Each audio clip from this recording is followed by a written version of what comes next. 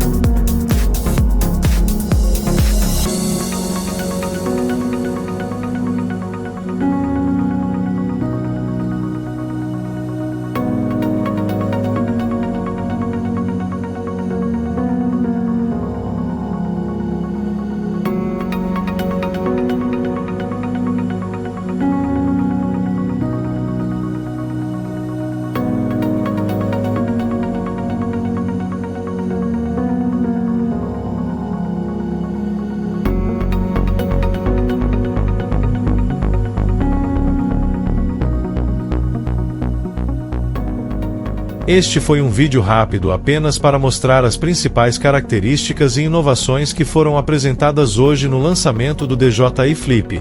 Agora vou fazer uma análise sobre estas informações, e em breve farei um vídeo mais detalhado sobre cada uma destas características técnicas. Se gostou deste vídeo, deixe seu like, e não esqueça de se inscrever no canal para mais novidades que postarei em breve. Obrigado por assistir.